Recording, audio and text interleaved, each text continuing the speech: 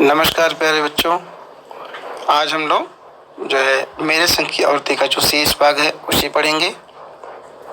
अभी तक हम लोगों ने पढ़ा कि जो है लेखिका जो है टोटल कुल 5 बहनें हैं और एक भाई है। इनकी जो है शुरू की दो बहनें और अंतिम एक बहन इनका है अचला, और इनका भाई। ये लोग जो है साहित्य के क्षेत्र में लिखने का काम नहीं मतलब काम करते हैं। बाकी 2 बहनें हैं, ठीक है। एक का नाम है, एक है रेणु और दूसरा है उमा। ये जो है ये दोनों जो चित्रा जो है ये लोग जो है लिखने का काम नहीं करते। हम लोगों ने यहाँ तक पढ़ा कि लेखिका कहते हैं कि हम सभी बहनें पढ़ती लिखती हैं और घर में सारे लोग पढ़ते हैं। फिर लेखिका कहते हैं कि मैं जो लिखती हूँ वो मेरे घर वाले, मेरे ससुराल वाले नहीं पढ़ते। तो कहते हैं कि चलिए नहीं पढ़ते हैं। तो उसके बाद में कहते हैं कि उसका मुझे एक फ़ायदा भी पता चला। फ़ायदा ये पता चला कि कम से कम हम घर में जो है आलोचना नहीं सुनना पड़ता था। चलिए अब आगे देखिए। खैर मैं अपनी नहीं उन और देवियों की बात कहना चाहती हूँ जो परदादी की मन्नत की नतीजन धरती पर आई और लेखक नहीं बनी। कहते हैं कि लेकिन मैं उन जो है अपनी बहनों की बात करता हूँ जो परदादी की मन्नत के जो है नतीजन धरती पर आई लेकिन लिखने का काम नहीं करती। जो बने उन्हें सांस देने की जरूरत कुछ ज़्यादा हो समझ में आता है, ठीक है। जैसे मेरे पिताजी ने एक बार मंजुल से कहा था, कोई दम नहीं घुटता, सांस लेने की जरूरत ही ज़्यादा है, ठीक है। पर यहाँ तो हम शेर तो गैर लेखिका बने शवा शेर, ठीक है। कहते हैं कि हम लोग तो शेर हैं लेकिन हमें जो बहनें जो लेखनी का काम नहीं करती वो तो हम लोगों से बढ़ करके भी है। चौथे नंबर वाली रेणु का आलम यह था कि गर्मी की दोपहरी में स्कूल से वापसी पर जब गाड़ी उसे और उससे छोटी बहन अचला को बस अड्डे से लेने जाती तो रेणु उसमें बैठने से इनकार कर देती। उसका कहना था कि यूँ थोड़ा सा रास्ता गाड़ी में बैठकर तय करना सामंत साहिब का प्रतीक था, ठीक है। सामंत शाही एक समझ लीजिए जो है अमीरी का प्रतीक था, जो शायद था, पर साथ ही पिता के अतिरिक्त लाड़का भी, ठीक है। कि मतलब बहुत ज़्यादा प्यार करते थे इनके पिताजी, ठीक।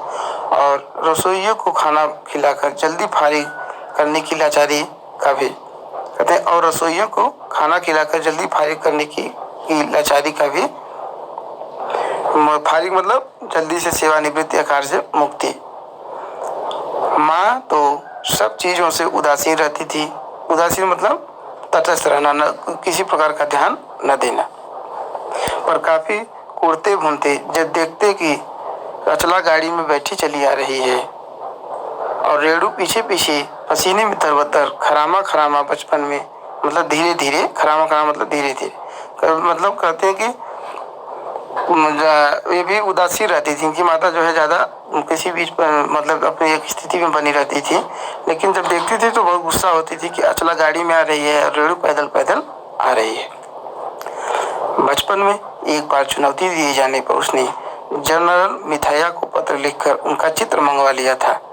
सो एक मोटरसाइकिल सवार जवान आकर उसके हाथ में दे गया था। कहते हैं कि एक बार वह जिद में आई और चुनौती मिली तो उसने जनरल मिथाया से उनकी जो है फोटो मंगवा ली।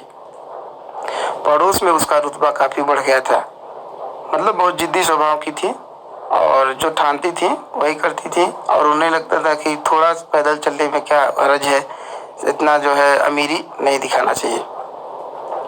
गाड़ी में बैठने के साथ उसे इम्तिहान देने से भी परहेज था। कभी गाड़ी में बैठने के साथ साथ उसे जो है परीक्षा देने में भी परहेज था। स्कूल जो जैसे तैसे पास कर लिया, पर जब बीए का इम्तिहान देने की बारी आई तो वह अड़ गई।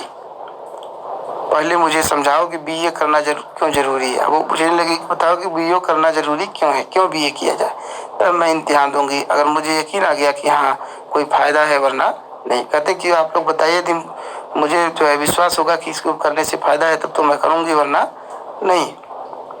हमने तरह तरह के तर्क दिए। माँ ने कहा पिताजी से पूछो, ठीक है। पिताजी ने कहा नौकरी कर पाओगे, शादी कर पाओगे, लोग इज्जत से देखेंगे, वगैरह वगैरह, ठीक। तो एक जो पिता एक जैसे जो तर्क देता है वही देते हैं कि तुम्हें नौकरी मिल जाएगी, ठीक है, शादी अच्छे से हो जाएगी, लोग तुम्हारा सम्मान करेंगे इत्यादि। कोई तर्क विश्वसनीय नहीं लगा, न रेणु को न खुद उन्हें। ठीक, आखिर उन्होंने उसी कुतर्क का सहारा लिया जो युगों से माँ बाप के नाम काम आता रहा। ठीक, कहा बीए करो क्योंकि मैं कह रहा हूँ। जब वो नहीं सुनी तब माँ बाप का होता ना कि अब मैं कह रहा हूँ इसलिए आर्डर, मैं तुम्हें आदेश दे रहा हूँ इसलिए तुम करो, वही तर्क बाद में लोग देते हैं। रेणु ने बीए तो कर लिया, पर सिर्फ पिता की खुशी के लिए, यानी पास होने लायक नंबर लाकर। सच बोलने में वह माँ से भी 2 कदम आगे है। गनीमत यह है कि आधा समय उसके सच सुनकर लोग सोचते हैं वह मजाक कर रही होगी, इसलिए बिना मेहनत वह लोगों को हंसाए रख लेती है। ठीक है, कहते हैं कि गनीमत है कि आधा समय लोग उसका जो सच बोलती है उसे लोग मजाक समझते हैं, और कहते हैं शायद इसीलिए वह लोगों को हंसा लेती है। आज भी उसे कोई इत्र भेंट करता है तो वह कहती है नहीं चाहिए, मैं तो नहाती हूँ। मतलब आज भी लोग इत्र मतलब सेंट, जो अंग्रेजी में सेंट बोलते हैं, उसे इत्र कहते हैं। तो कहते हैं कि तब कहती है कि मैं तो नहाती हूँ, मुझे सेंट मारने की जरूरत नहीं है। तीसरे नंबर पर चित्रा है।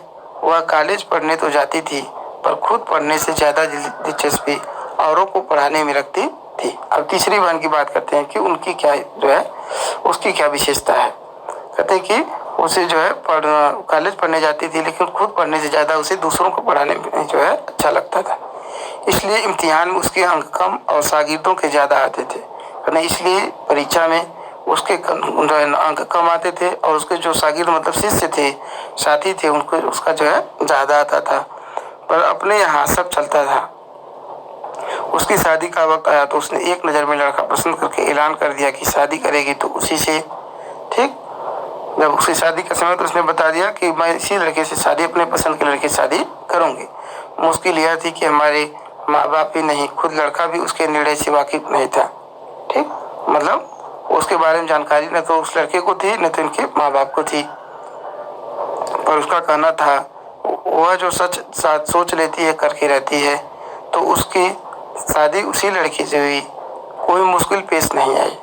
आती क्यों? उसने कहा मैंने पहली मुलाकात में ही उसे बतला दिया था कि मैं जो सोच लेती हूँ होकर रहता है। ठीक, मतलब पहली मुलाकात में उसने लड़के से कहा दी कि मैं जो सोच लेती हूँ वही होकर रहता है, इसलिए उस लड़के ने शादी के लिए मना नहीं किया। तो उसने बात आगे खींची ही नहीं, पहली मुलाकात में ही हथियार डाल दिए। हमें सबसे छोटी बहन अचला काफी दिनों तक कुछ कम खिसकी मालूम पड़ती रही। सबसे छोटी बहन का क्या नाम है? अचला। पिता का कहा मानकर उस पहले अर्थशास्त्र किया, फिर पत्रकारिता में दाखिला लिया, ढंग से पढ़ाई की, पास हुई, फिर पिता की पसंद से शादी भी कर ले, पर उसके आगे लीक पर नहीं चल पाई। मतलब उसके आगे जो बना बनाया रास्ता था उस पर नहीं चल पाई। घर बार में मन ज्यादा रुचा नहीं और मंजुल और मेरी तरह उम्र की 30 बरस पार करते ही लिखने का रोग लगा लिया। ठीक, और जब कहते हैं कि घर में ज्यादा मन नहीं लगता था, इसलिए 30 की उम्र पार करते करते वह भी लेखनी के क्षेत्र में आ गई, मतलब लेखन का काम करने लगी। एक बात हमें एक सी रही, घर बार को परंपरागत तरीके से हमने भले न चलाया हो, उसे तोड़ा भी नहीं। शादी एक बार की और उसे कायम रखा, चाहे तलाक की कगार पर खड़ी चली हो, पर कगार तोड़ डूबी नहीं। कहते हैं कि हम लोगों में बहनों में एक विशेषता थी कि हम बहनें एक ही शादी की और उसी पर कायम रही, उसे तोड़ा नहीं, चाहे वह तलाक की स्थिति में ही क्यों न रहा हो, हम लोगों ने लेकर के उसे निभाया। शायद इसलिए कि जैसा मैंने पहले उपन्यास में लिख डाला था, हम सभी विश्वास करती रही होंगी कि मर्द बदलने से कोई प्रयोजन सिद्ध नहीं होता। कहते कि मैंने अपने पहले उपन्यास में लिखा भी है और हम लोग सभी बहनें विश्वास भी करती थी कि आदमी बदल देने से किसी उद्देश्य की प्राप्ति नहीं हो जाती। घर के भीतर रहते हुए भी अपनी मर्जी से जी लो तो काफी है। कहते हैं कि घर के भीतर रह करके अपने अनुसार आप जी रहे हैं, वही बहुत बड़ी बात है। शादी के बाद मैं बिहार के ऐसे छोटे कस्बे में रही जहाँ मर्द औरतें चाहे पति पत्नी क्यों न हो, पिक्चर देखने भी जाते तो अलग अलग दड़बों में बैठते। मैं दिल्ली से कॉलेज की नौकरी छोड़कर वहां पहुंची थी और नाटकों में अभिनय करने की शौकीन रही थी। मैंने उनके चलन से हार नहीं मानी। साल भर के भीतर उन्हीं सादुसीधा औरतों को पराया मर्दों के साथ नाटक करने के लिए मना लिया। अगले 4 साल तक हमने कई नाटक किए। अकाल राहत कोष के लिए उन्हीं के माध्यम से पैसा भी इकट्ठा। बिहार में जो है बहुत बाढ़ आती है, अकाल पड़ता है, तो कहते हैं कि उसी नाटक का काम उन्होंने वहाँ पे किया करे और उसी के माध्यम से हमने जो है अकाल राहत कोष के लिए पैसा भी इकट्ठा किया। वहाँ से निकली तो कर्नाटक के और भी छोटे कस्बे बागलकोट में पहुँच गई। ठीक, अब उसके बाद वो कर्नाटक गई। तब तक मेरे 2 बच्चे हो चुके थे जो स्कूल जाने लायक उम्र पर पहुंच रहे थे, पर वहाँ कोई ढंग का स्कूल नहीं था। ठीक, कर्नाटक गई, इनके बच्चे स्कूल जाने लायक हो गए थे और वहाँ पर कोई अच्छा स्कूल नहीं था। लोगों की राय पर मैंने पास के कैथोलिक बिशप से दरख्वास्त की उनका मिशन वहाँ के सीमेंट कारखाने की आर्थिक मदद से हमारे कस्बे में एक प्राइमरी स्कूल खोल दे। पहले उन्होंने कहा क्योंकि उस प्रदेश में क्रिश्चियन जनसंख्या कम थी, इसलिए वहाँ स्कूल खोलने में असमर्थ थे। तो वहाँ के पास के कैथोलिक जो बिशप थे उनसे उन्होंने प्रार्थना की कि यहाँ कस्बे में जो है स्कूल खोल दीजिए, सीमेंट कारखाने कस्बे में। तो उसने तर्क दिया कि चूंकि यहाँ पर क्रिश्चियन जनसंख्या कम है, इसलिए स्कूल नहीं खोल सकते। मैंने गैर क्रिश्चियन बच्चों को भी शिक्षा पाने के लायक सिद्ध करते हुए अपना इसरार जारी रखा। कहते हैं कि तब मैंने जो है गैर क्रिश्चियन बच्चों को भी शिक्षा पाने लायक बताया और वो जो है अपनी बात प्रस्तुत की और अपने आग्रह में जारी रखी। तब उन्होंने कहा हम कोशिश कर सकते हैं, बशर्ते आप हमें यकीन दिलाएं कि वह स्कूल अगले 100 वर्षों तक चलता रहेगा। तब कैथोलिक का जो बिशप था उसने कहा कि आप हमें विश्वास दिलाइए, हम कर सकते हैं ऐसा, लेकिन आप जो है विश्वास दिलाइए कि क्या यह स्कूल अगले 100 सालों तक चलता रहेगा। मुझे गुस्सा आ गया। मैंने कहा स्कूल की छोड़िए, किसी के भी बारे में मैं यकीन नहीं दिलाया जा सकता कि वह अगले 100 वर्ष तक चलेगा। तो कहते हैं कि मुझे थोड़ा गुस्सा आया। मैं बोली कि स्कूल की छोड़िए, जो है मैं इस पर भी मतलब कोई भी इस पर यकीन नहीं दिलाया जा सकता कि अगले 100 वर्ष कौन सी चीजें क्या होगी या अगले 100 वर्ष तो वह चलेगा कि नहीं। वे भी गुस्सा खा गए, बोले खुदा का लाख शुक्र है, बच्चों के न पढ़ने की समस्या आपकी है, मेरी नहीं। बात कड़वी थी पर 100% सच के आगे सिर झुकाने की हमारी बचपन की आदत थी। ठीक है, उन्होंने इनकार कर दिया कि जो है ऐसा नहीं हो सकता है, तो स्कूल नहीं खुल सकता, ये समस्या आपकी है। उन्होंने कहा कि ये सच मतलब कड़वा था लेकिन सच था और सच को जो है स्वीकार करने की मेरी आदत बचपन से ही थी। सो मैंने तय कर लिया कि मैं खुद अंग्रेजी, हिंदी, कन्नड़ 3 भाषाएं पढ़ाने वाला प्राइमरी स्कूल वहाँ खोलूंगी और कर्नाटक सरकार से उसे मान्यता भी दिलाऊंगी। बाद में लेखिका स्वयं ठानती हैं और स्कूल खोलने का प्रयास करती हैं। वहाँ के अनेक मेहनती और खिसके लोगों की मदद से वह व्रत पूरा हुआ। मेरे बच्चे तथा अन्य अफसरों के बच्चे उसी स्कूल में पढ़े। बाद में कहते हैं कि वहाँ के कुछ लोग थे सिरफिरे लोग और उनके साथ मिलकर इन्होंने स्कूल खोल लिया और कहते हैं कि वहाँ मेरे बच्चे ही नहीं और अफसर के भी बच्चे पढ़े। बाद में अलग अलग शहरों के अलग अलग ख्यात स्कूलों में भी जो है दाखिला मिला और कहते हैं कि वहाँ से पढ़ कर के बच्चों को हुआ क्या कि अच्छे स्कूलों में बाद में और शहर के अच्छे स्कूलों में वहाँ से दाखिला भी मिला। ऐसे अनेक मौके आए जब मैंने अपने जिद्दीपन के नमूने पेश किए, पर सबसे ज़्यादा उसने मंच पाया मेरे लेखन में, जो शुरू से अब तक लिख सीख इसका अपनी राह खुद तलाशता रहा है। ठीक है, पर सब कुछ कर लेने पर भी मैं अपनी छोटी बहन रेणु के मुकाबिल नहीं पहुंच सकती। कहते हैं कि इतना सब कुछ करने के बाद भी मैं अपनी बहन रेणु की तुलना नहीं कर सकती। 1950 के अंतिम दौर में एक रात दिल्ली में एक साथ 9 इंच बारिश हो गई। कहते हैं कि एक दिन 1950 में बरसात के समय एक दिन दिल्ली में बहुत बारिश हुई। दिल्ली की खासियत यह रही है कि थोड़ी पानी बरसते ही वहाँ के नालों में बाढ़ आ जाती है, पुलों के नीचे पानी भर जाता है और तमाम यातायात ठप हो जाता है। इस कयामती बारिश के बाद तो सरकारी दफ्तरों के पहले तल्लों से फाइलें पानी में तैर आई थी। मतलब बहुत बारिश हुई थी और सब कुछ डूबा हुआ था। मतलब गली मोहल्लों में पानी डूबा हुआ था। अगली सुबह किसी तरह का कोई वाहन सड़क पर नहीं निकला था। गाड़ियां भी बंद थी। जाहिर है कि रेणु की स्कूल की बस भी उसे लेने नहीं आई। कहते हैं कि जाहिर है कि जब इतना बारिश हुआ है तो गाड़ी भी नहीं आई। रेणु ने कहा कोई बात नहीं, मैं पैदल चली जाऊंगी। सबने समझाया स्कूल बंद होगा, मत जाओ। सबने कहा कि स्कूल बंद है, तुम मत जाओ रेणु से। उसने कहा आपको कैसे पता? इस सवाल का माकूल जवाब किसी के पास नहीं था। माकूल मतलब अच्छा जवाब या उसके मुताबिक जवाब नहीं था। हमारे यहाँ फोन जरूर लगा हुआ था, स्कूल में भी रहा होगा, पर बारिश के चलते वह ठप पड़ा हुआ था।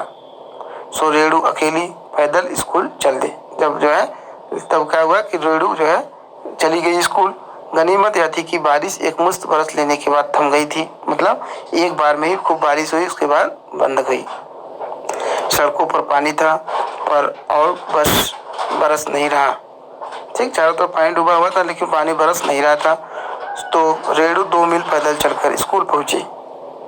जैसा हमने कहा था वह बंद था। वह मतलब रेणु गई, स्कूल बंद था। चौकीदार रेणु को देख दंग रह गया। जो स्कूल का चौकीदार था वह रेणु को देख करके हैरान रह गया, पर रेणु को कोई मलाल नहीं था। वह वापस 2 मील चलकर घर वापस आ गई। सबने कहा हमने पहले ही कहा था। ठीक, सभी लोग कहे कि हमने पहले ही कहा था कि स्कूल बंद होगा, लेकिन तुम मानी नहीं। उसने कहा स्कूल बंद था तो मैं वापस आ गई, इसमें आपका कहना कहाँ से आ गया? कहते हैं कि स्कूल बंद था इसलिए मैं वापस आ गई, इसमें आपके कहने न कहने की बात ही कहाँ से आई? सोचती हूँ कैसा रोमांच का अनुभव हुआगा। अब लेखिका कहती हैं कि मैं अब खुद सोचती हूँ कि उस समय उसको किस प्रकार का अनुमान मतलब किस रोमांच का अनुभव हुआ होगा उस दिन उसको। जगह जगह पानी से लबलब करते सुनसान शहर में निचाट अकेले अपनी धुन में मंजिल की तरफ चलते चले जाना। सच अकेलेपन का मजा ही कुछ और है। कहते हैं कि सच में अकेलेपन का कुछ अपना ही मजा होता होगा। चारों तरफ सड़क पर पानी डूबा हुआ था, पूरा शहर सुनसान था और अपनी लय में कोई व्यक्ति जा रहा है। वह कितना अच्छा रहा होगा। ठीक है प्यारे बच्चों, इसमें देखिए हमने देखा कि उन्होंने अपने संग की औरतों और यहाँ ये कह दीजिए कि उनके जीवन में किन किन औरतों का प्रभावशाली मतलब व्यक्तित्व सामने रहा और उनकी लेखनी पर उनका प्रभाव पड़ा, उसका उन्होंने इसमें जिक्र किया। अपनी माँ, अपनी नानी, अपनी दादी, अपनी जो है कुछ बहनों, ठीक है, सबका इन्होंने वर्णन किया कि किस प्रकार ये औरतें जो है जो परंपराओं को मानते हुए भी लीक से हट कर चलने की जो है ठानी हुई थी। और उन्होंने जो है कहते हैं कि एक अच्छा मंजिल भी तय किया और उन्होंने अपने व्यक्तित्व से लोगों को प्रभावित भी किया। ठीक है प्यारे बच्चों, आज ये पाठ खत्म हो गया। नमस्कार।